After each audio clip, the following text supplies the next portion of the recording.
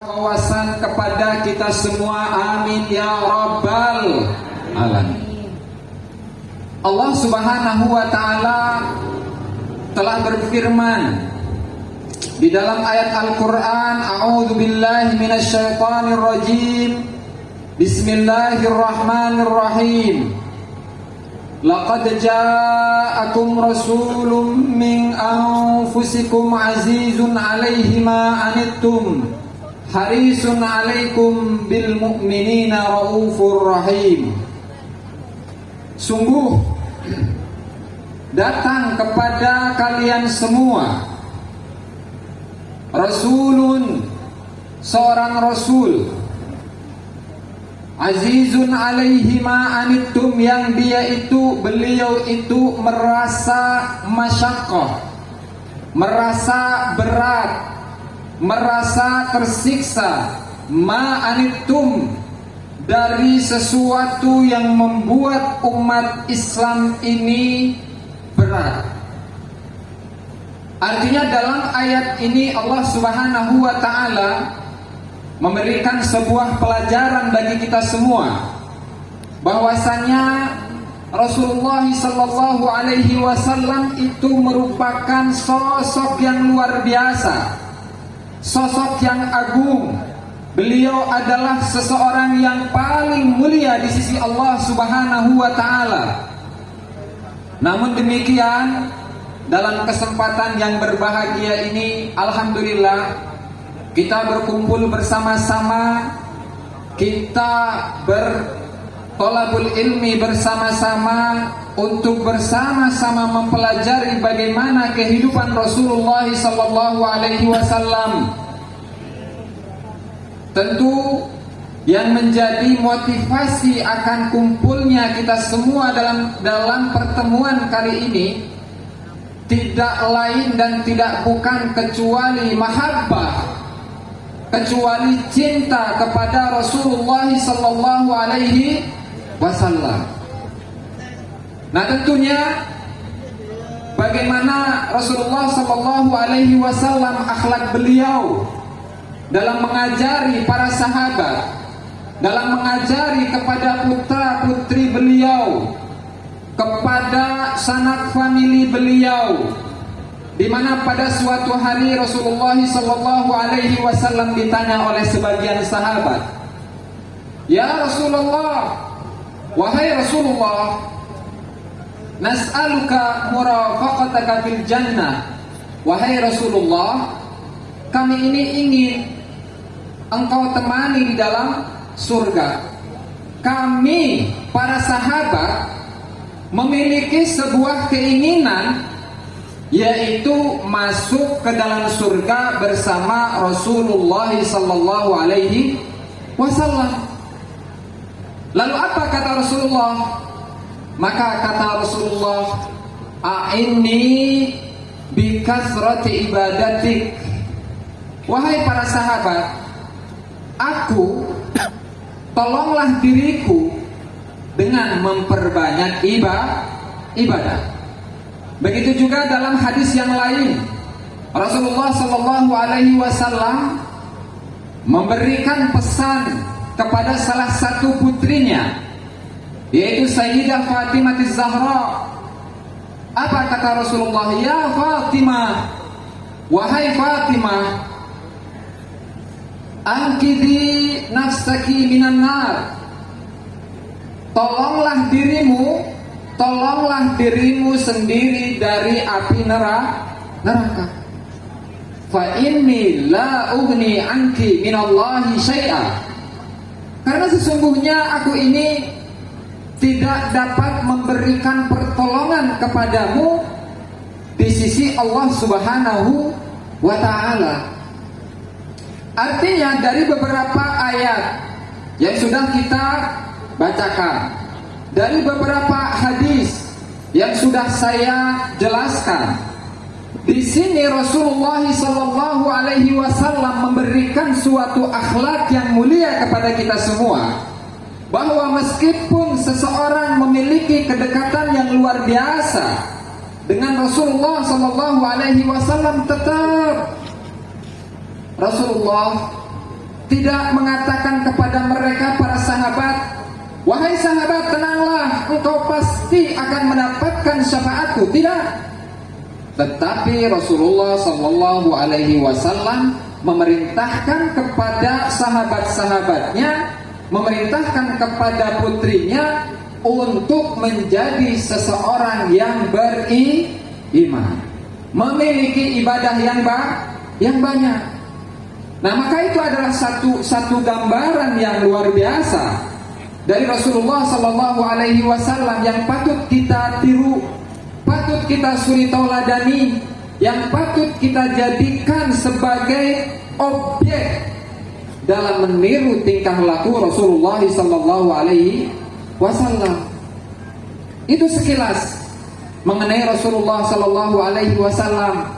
Tadi juga sudah diceritakan oleh Kiai Haji Misbahul Mustafa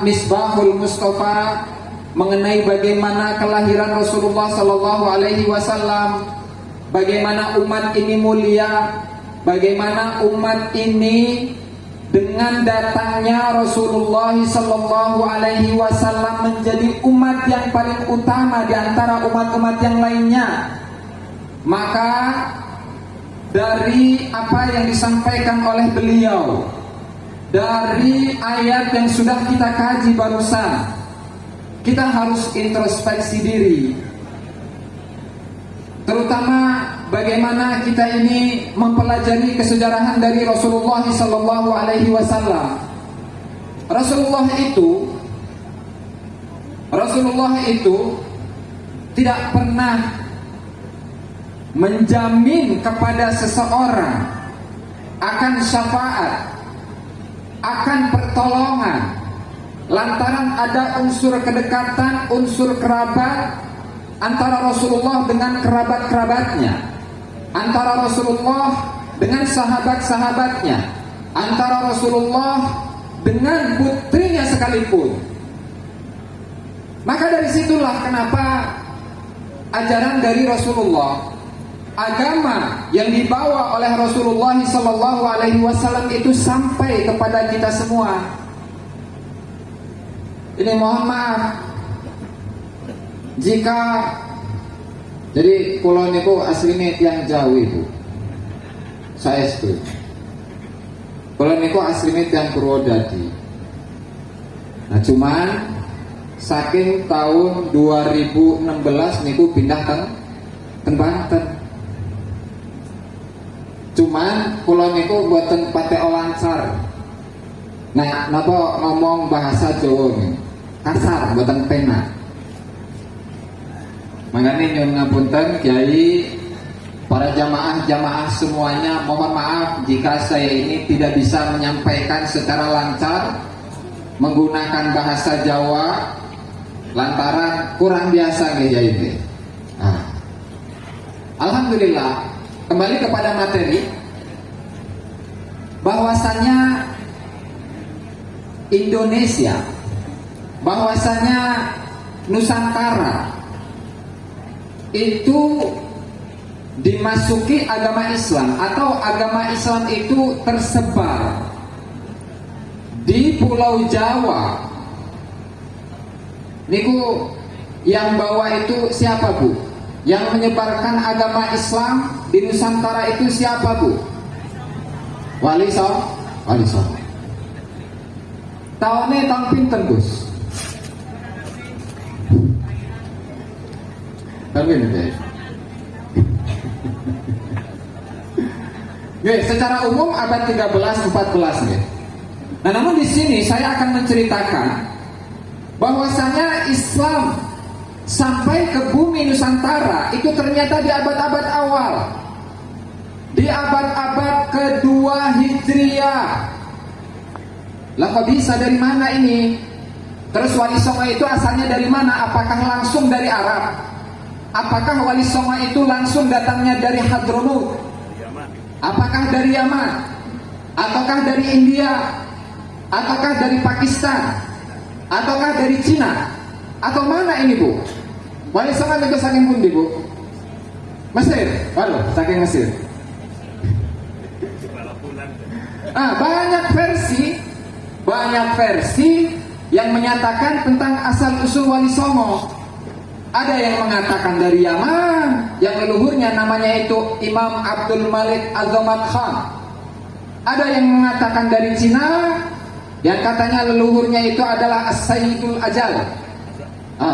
Ada yang mengatakan dari Arab Saudi, dari Mekah, dari Madinah. Ada yang mengatakan dari Mesir. Bingung Bu. Kalau kita ini tidak mempelajari sejarah secara utuh, menggunakan data-data sejarah yang sezaman, itu pasti jadi ruwet Bu. Pasti jadi ruwet. Kenapa seperti itu? Ya iya, katanya Wali Songo itu adalah keturunan dari Abdul Malik Azamat Khan Ba'alawi. Namun saya sudah meneliti dari karya-karya yang ditulis oleh para tokoh-tokoh Ba'alawi, yang misalnya seperti kitab Al-Burqatul Musyiqah, kemudian kitab Al-Jawharus Syafaf, kemudian kitab Burarul Baha'id Dawi, kemudian kitab Al-Masra'ur Rawi, kemudian kitab Syarah Al-Ainiyah, kemudian kitab Syamsud Dohiro, dan masih banyak lagi. Saya telusuri itu kesejarahan dari Imam Abdul Malik Azamat Khan.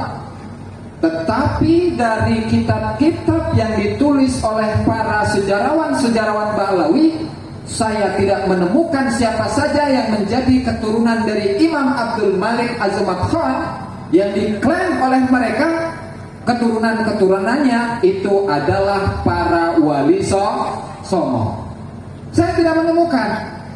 Dimulai dari abad ke-9 Hijriah yang ditulis oleh Al-Imam Ali bin Abu Bakar As-Sakran, kemudian kitab Burarul Baha'id Dawi karya dari Muhammad bin Ali Khirid. Justru di sana beliau menyatakan bahwa leluhur yang katanya leluhur dari Wali Songo yang namanya Abdul Malik, beliau mengatakan walam akif lahu ala tarikh. Saya tidak mengetahui sedikit pun mengenai sejarah dari Abdul Malik yang diklaim, yang diaku-aku sebagai leluhurnya Wali Songo. Lah terus dari mana? Kalau bukan dari India, kalau bukan dari Hadramut, kalau bukan dari Yaman, kalau bukan dari Arab Saudi, kalau bukan dari Mesir, lalu dari mana? Nah tadi yang sudah saya jelaskan di awal, bahwa ada sekelompok orang yang diutus oleh Al-Khalifatul Abbasi sekitar tahun 170 Hijriah, perkiraan tahun 700 akhir Masehi. Di sana dalam nahkoda khalifah, tokoh-tokoh yang sengaja dikirim oleh Al-Khalifatul Abbasi itu datang dari Arab, lebih tepatnya itu adalah Iran dan sekitarnya, dikirimlah ke Indonesia Bu. 40 orangan kurang lebih. Dan dari 40 orang ini, beliau-beliau ada satu dzurriyyah Rasulullah sallallahu alaihi wasallam yang bernama Sayyid Ali Al-Mu'tabar atau Sayyid Ali Al-Khalis, di mana beliau ini merupakan putra dari Muhammad Ad-Dibaj. Muhammad Ad-Dibaj bin Ja'far As-Sadiq. Nah, kemudian Sayyid Ali itu menikahi salah satu putri dari Raja Perlat di tahun segituan, tahun 170-an.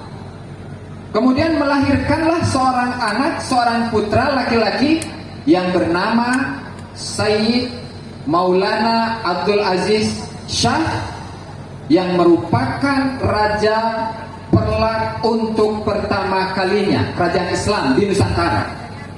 Nah, artinya apa dari sini?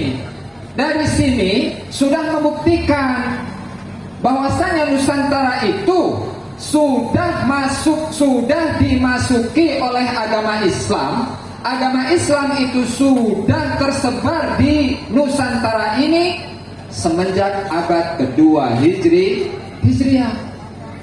Dan keterangan ini ada dalam sebuah kitab Idharul Haq yang merupakan karya dari Imam Abu Ishaq Al-Makarani Al-Fasi. Jadi Al-Fasi ini bukan kota, nisbatnya itu bukan kepada kota Fes, bukan Fes, kota Fes yang ada di Maroko, bukan. Tetapi Fas Al-Fasi ini maksudnya adalah Pasai. Nah, sehingga ketika tokoh-tokoh yang menyebarkan agama Islam di Nusantara itu sudah ada semenjak abad kedua Hijriah.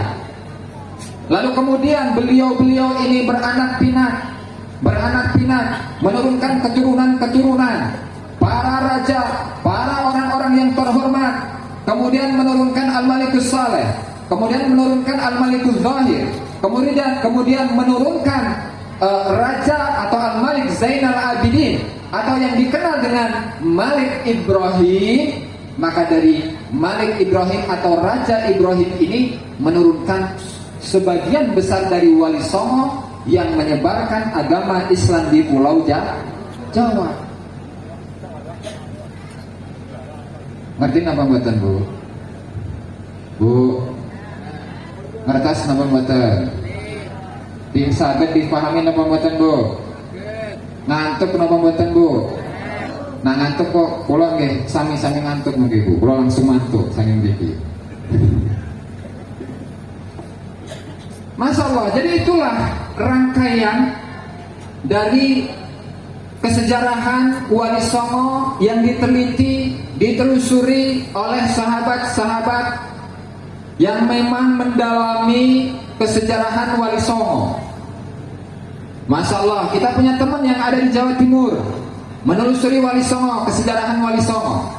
Kita punya teman yang ada di Batam menelusuri juga kesejarahan tentang Wali Songo. Artinya dari ini semua, kesejarahan Wali Songo itu tidak bisa dilepaskan dari yang namanya Aceh. Karena apa? Karena di masa Belanda itu, Bu, di masanya zaman-zaman Belanda itu tukang adu domba, Bu. Antara yang bertempat tinggal atau penduduk Pulau Sumatera itu diadukan dengan yang di Pulau Jawa. Antara yang di Pulau Jawa diadu domba dengan yang ada di Pulau Madura, diadukan dengan Kalimantan, diadukan dengan Sulawesi, diadukan dengan kepulauan-kepulauan yang lain. Sehingga ketika upaya untuk memecah belah umat dari kalangan Belanda ini sukses, maka kesejarahan dari bangsa Indonesia ini akan lenyap. Ketika kita itu tidak tahu tentang kesejarahan dari Nusantara ini, maka kita tidak memiliki harga diri, Bu.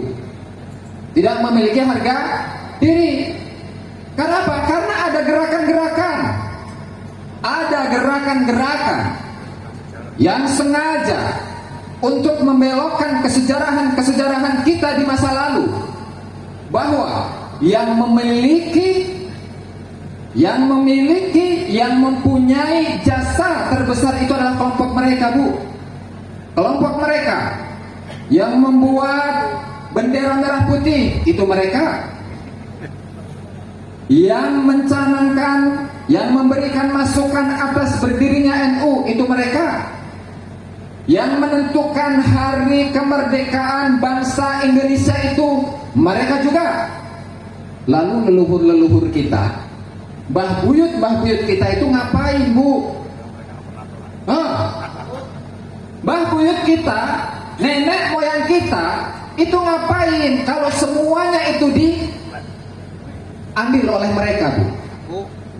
Yang melawan Belanda katanya mereka. Padahal itu, Bu, di Banten dan juga di daerah-daerah yang lain, di Banten, di Bekasi, kemudian di Ponegoro, kemudian pemberontakan yang dilakukan oleh masyarakat bangsa Nusantara ini itu dimotori oleh mereka, para duriyah, para keturunan Wali Songo, baik itu yang dari jalur laki-laki atau dari jalur perempuan. Nah itu, Bu, khusus untuk yang di wilayah Banten pada kejadian 1888 itu ada yang namanya Geger Cilegon. Geger Cilegon. Itu Bu, mereka yang memiliki gerakan untuk melawan penjajah, itu ada seorang Habib yang namanya Habib Usman bin Yahya. Datanya lengkap, pengakuan, penulisan, baik itu dari Selat Horgronya, teman akrabnya Habib Usman bin Yahya, ataupun dari penulis-penulis yang lain, bukti surat-surat itu pun ada, di mana Habib Usman bin Yahya ini memberikan fatwa bahwa siapapun mereka yang melawan kepada Belanda, maka mereka ini masuk dalam kategori orang-orang yang mendapatkan tipu daya dari setan. Ini fatwa apa, Bu? Masya Allah, astagfirullah. Sehingga itu, apakah itu yang dinamakan sebagai seorang pahlawan? Apakah itu yang dinamakan sebagai seorang mufti, sebagai seorang dzurriyyah Nabi yang mengeluarkan fatwa bahwasannya siapapun yang melawan kepada Belanda, maka dia termasuk orang-orang yang mendapatkan tipu daya setan. Astagfirullahaladzim. Kembali kepada materi, bahwa apa yang dilakukan oleh para leluhur, apa yang dilakukan oleh bangsa Nusantara di masa lalu dalam menyebarkan agama, dalam mengajak orang lain untuk mengaplikasikan bagaimana akhlak Rasulullah sallallahu alaihi wasallam, itu sangat luar biasa, Bu. Ketika mereka itu mendapatkan sebuah kebenaran, pantang mundur untuk memperjuangkan kebenaran itu, Bu. Dan itulah yang dikatakan oleh Rasulullah sallallahu alaihi wasallam, qulil haqqa walau kana murran. Katakanlah yang hak itu hak, katakanlah yang batil itu batil.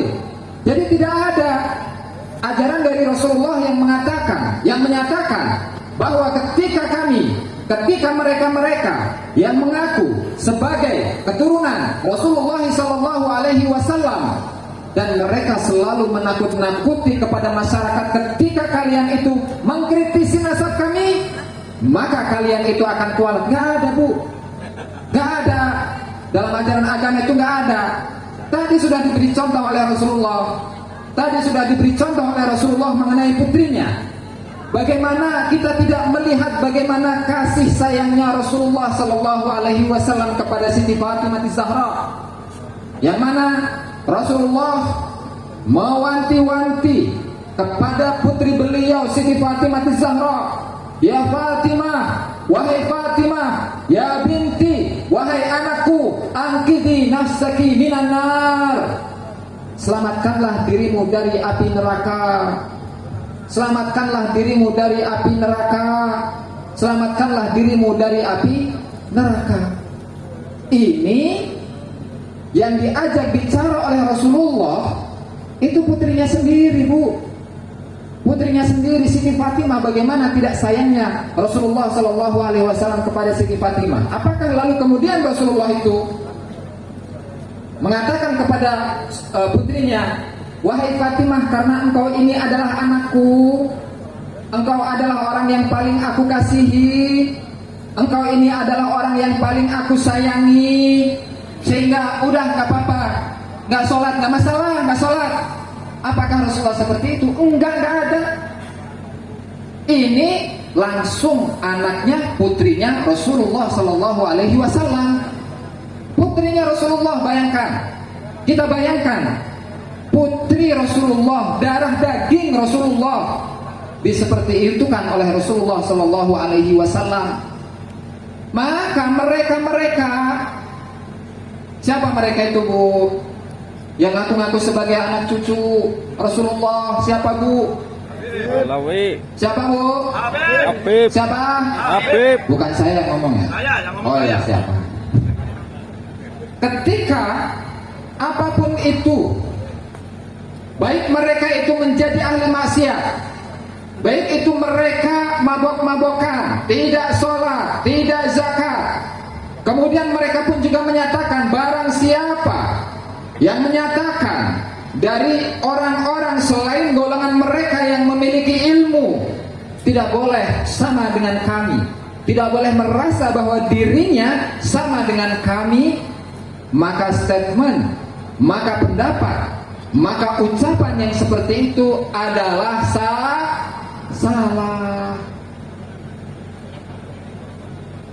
Tidak ada, Bu, tidak ada. Tidak ada ajaran agama yang seperti itu. Kita ini sebagai umat Islam, kita ini sebagai orang-orang yang mengaku umatnya Rasulullah Sallallahu Alaihi Wasallam. Ketika Rasulullah Sallallahu Alaihi Wasallam itu meninggal, ketika Rasulullah Sallallahu Alaihi Wasallam dalam detik-detik nyawa beliau akan dicabut oleh malaikat, apa yang beliau ingat? Apa yang beliau pesankan? Apakah anakku, binti atau auladi, wahai anakku, enggak. Atau sahabatku misalkan, sahabatku, enggak juga, Bu. Atau siapa? Cucu-cucuku, ahfadi, enggak. Tetapi yang selalu diingat oleh Rasulullah Sallallahu Alaihi Wasallam itu adalah umatnya, ummati. Jadi yang Rasulullah Sallallahu Alaihi Wasallam ingat, di dalam detik-detik Rasulullah Sallallahu Alaihi Wasallam nyawanya itu akan dicabut, itu tidak lain dan tidak bukan kecuali kita ini, Bu.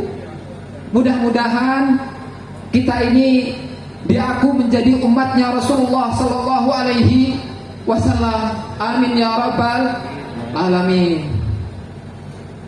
Ini serius amat ini, Bu. Insyaallah itu tertuliskan dalam sebuah kitab.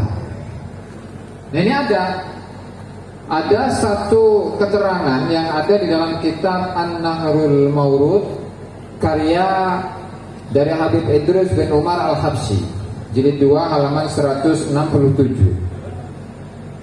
Di mana di sana beliau Habib Idrus bin Umar Al-Habsyi mengatakan yang bagi liman ajaza an ziyarati ba'dil anbiya ba'dil auliya, seyogianya sepantasnya bagi seseorang yang tidak bisa untuk berziarah kepada sebagian wali, bal wal anbiya, bahkan bagi seseorang yang tidak bisa untuk menziarahi sebagian para nabi, an yushakhisa dhariha dzalika nabi awil wali suratan hissiyah, dia boleh untuk membentuk, untuk membuat satu hal, satu benda yang menjadi satu ciri bahwa itu adalah kuburan nabi, bahwa itu adalah kuburan wali. Kemudian tsumma yastahdiru ruhaniyatahu, kemudian dia menghadirkan roh dari nabi itu atau roh dari wali yang dia akan ziarahi sementara dia nggak mampu. Wa yazuruhu wa ya'malu ma ya'malu law hadara inda dharihi, dan dia berziarah seperti biasa, seperti berziarah kepada kubur.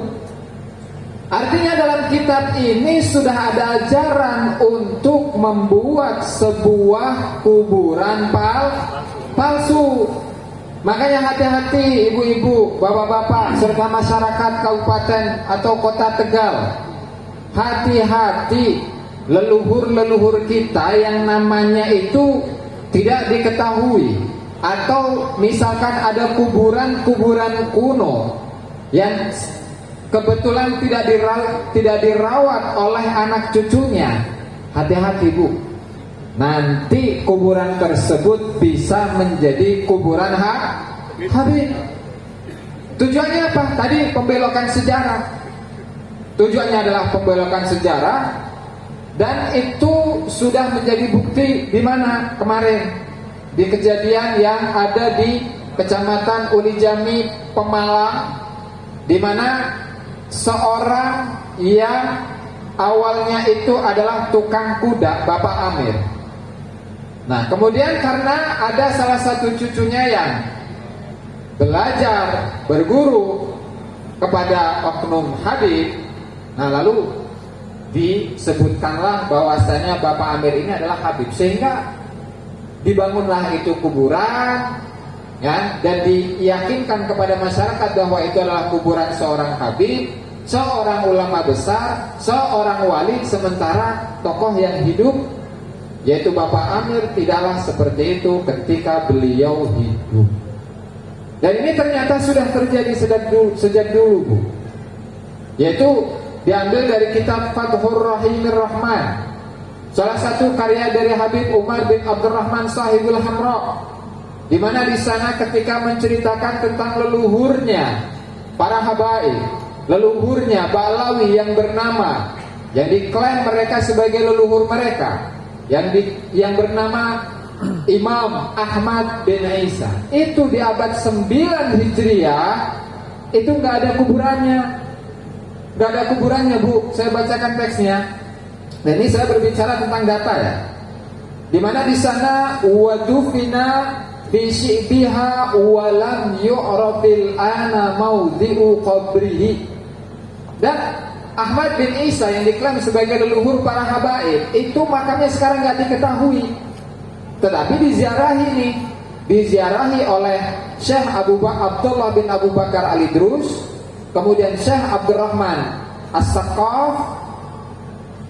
Nah, ternyata setelah itu di masa-masa berikutnya ada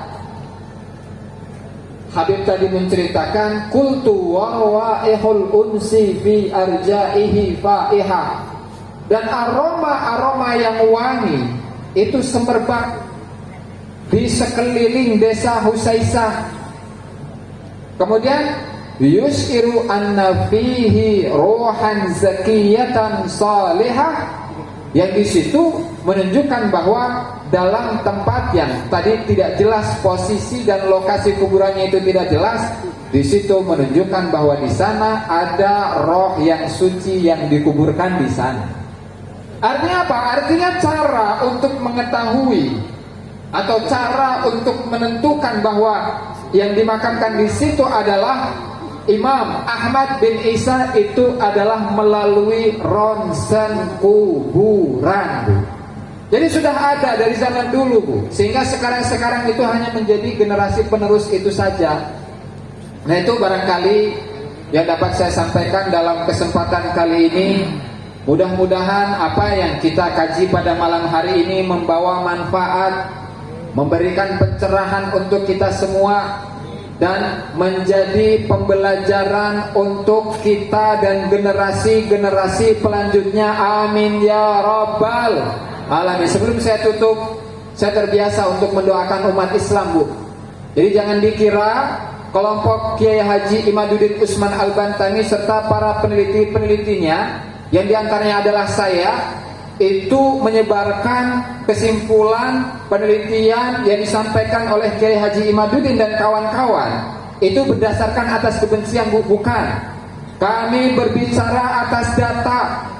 Kami menyatakan bahwasannya para habaib Ba'alawi itu tidak bersambung kepada Rasulullah SAW itu atas data, bukan atas dasar kebencian. Sehingga dalam setiap sholat kami terbiasa untuk mendoakan seluruh umat Islam tanpa terkecuali, Bu. Mari kita doa bersama-sama. Allahumma ighfir ummata sayyidina Muhammad. Allahumma ighfir ummata sayyidina Muhammad. Allahumma ighfir ummata sayyidina Muhammad. Allahumma arham ummata sayyidina Muhammad. Allahumma arham ummata sayyidina Muhammad. Allahumma arham ummata sayyidina Muhammad. Allahumma ansur ummata sayyidina Muhammad. Allahumma ansur ummata sayyidina Muhammad. Allahumma ansur ummata sayyidina Muhammad. Allahumma farrij an ummati sayyidina Muhammad. Allahumma farrij an ummati sayyidina Muhammad. Allahumma farrij an ummati sayyidina Muhammad. Wa sallallahu ala sayyidina Muhammad wa ala alihi wa sahbihi wa sallam.